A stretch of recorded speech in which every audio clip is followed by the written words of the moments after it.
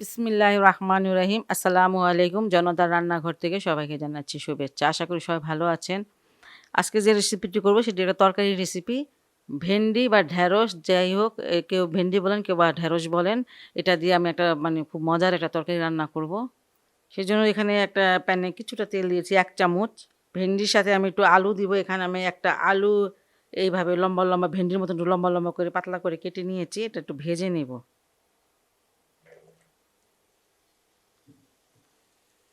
অল্প একটু লবণ দিয়ে দিচ্ছি।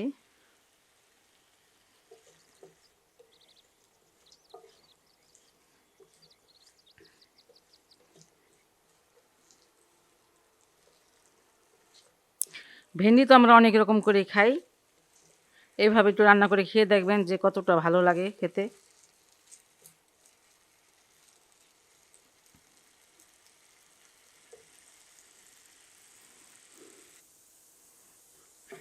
আমি আলুটাকে খুব ভালো করে ভেজে নিয়েছি। দেখেন এমন কালার হলে পরে নামিয়ে ফেলবেন।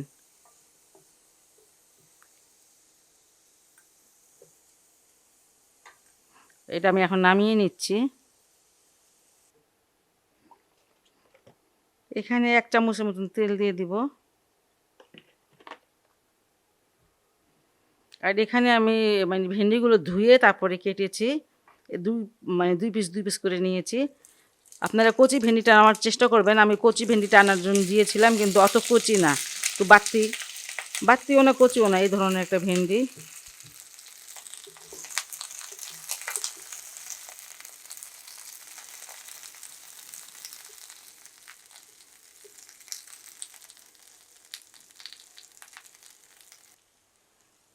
ভেন্ডিটা আমার ভাজা হয়ে গেল। অত একদম কড়া করে ভাজতে হবে না, যে কালারটা চেঞ্জ হয়েছে একটু ৪-৫ মিনিট একটু ভেজে নেবেন। আর আপনারা দেখেছেন যে আমি ভেন্ডিটা ভাজার সময় লবণ দিইনি। লবণটা দিলে একদম আঠা আঠা হয়ে যায় বেশি, ও যে একটা বিজলের মতন কি জানি এটা বের হয়, এটা লবণটা না দিলে এটা বের হয় না। এটা ভালো সুন্দর থাকে, যেমন ঝরঝরা থাকবে। আর এখানে ৪০০ গ্রাম ভেন্ডি ছিল। আর এই ভেন্ডিটা হয়ে গেছে, এটা আমি নামিয়ে নিচ্ছি।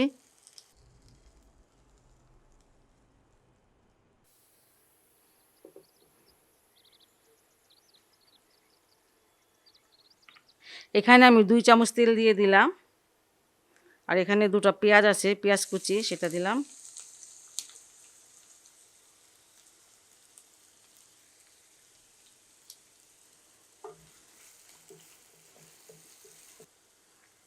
পেঁয়াজের কালারটা একটু চেঞ্জ হয়ে গেছে। এখন আমি এখানে আদা রসুনের পেস্ট দিয়ে দিচ্ছি ১ চামচ।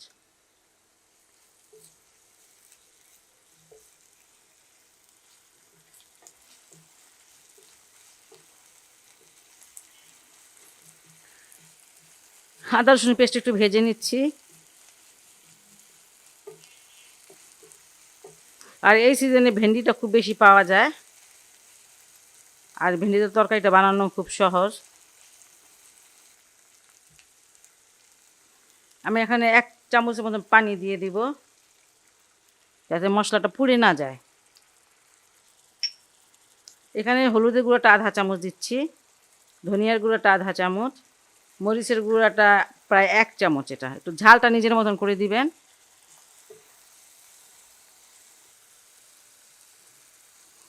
এখানে জিরার গুঁড়োটাও দিয়ে দিচ্ছি, এটা আধা চামচ। সরিষার বাটা, এখানে সরিষার বাটা আমি ৪ চামচের ১ চামচ নিয়েছিলাম, বেটে এতটুকু হয়েছে, পানি দিয়ে তো বাটতে হয়। এটা দিয়ে দিচ্ছি। সরিষা দিলে এটা ফ্লেভারটা খুব ভালো আসে। লবণ দিয়ে দিলাম, আর একটু দিই, আধা চামচের মতন লবণ হবে। সব মশলাগুলো ভালো করে কষিয়ে নেবেন, যাতে কাঁচা গন্ধটা চলে যায়, ওই পর্যন্ত কষাবেন। কষানোর মধ্যেও তরকারিটার টেস্ট হয়। এটা কষানো হয়ে গেল। আর এখানে আমি ২টা টমেটো দিয়ে দিয়েছি, এই যে ছোটো ছোটো করে কেটে দিয়েছি এইভাবে।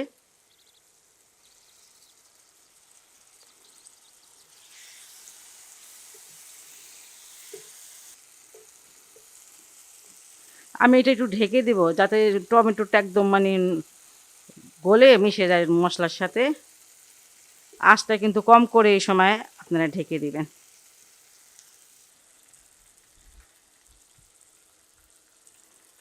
টমেটোগুলো আমি খুব ভালো করে কষিয়ে নিয়েছি, দেখতে পাচ্ছেন। এটাতে কোনো মানে পানি দেইনি কষানোর সময়। আর টমেটো থেকে যতটুকু পানি বের হবে সেটা দিয়ে এটা কষিয়ে নিতে হবে, তাহলে তরকারিটা মানে ভালো লাগবে। আর এখানে আমি একটা মিডিয়াম সাইজের আলু নিয়েছিলাম, সেটা হয়তো বা বলি নাই, যাই হোক এখানে একটা আলুটা দিয়ে দিলাম।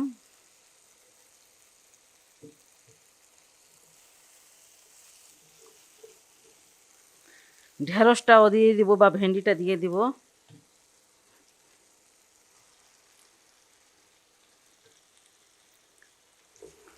খুব যেটা কষাতে হবে এমন কোনো কথা নাই, কারণ এগুলো আমি ভেজে নিয়েছি।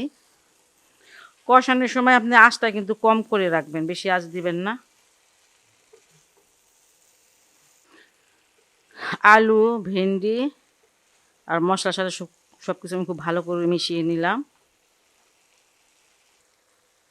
এবার পানি দিয়ে দিব। এই মুহূর্তে কিন্তু আঁচটা বাড়িয়ে দিবেন।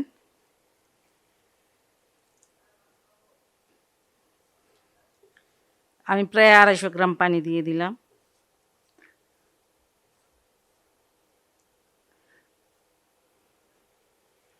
এবার একটু লবণটা দেখে নেবেন।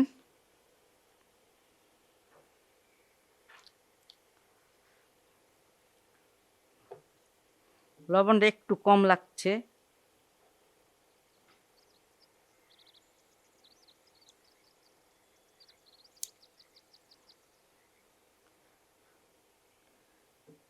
আর এখানে আমি 2টা কাঁচামরিচ কুচি করে নিয়েছি, একটু লম্বা করে নিলাম, এটা আমি দিয়ে দিচ্ছি।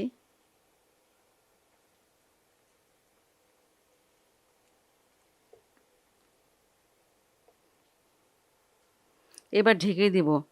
একটু ঝোলটা মানে কম হবে, তো মানে ওই পর্যন্ত ঢাকবো যাতে ঝোলটা কমে যায়। প্রায় 12 মিনিট পর আমি আসলাম। ঝোলটা শুকিয়ে গেছে, একদম মাখা মাখা হয়ে গেছে।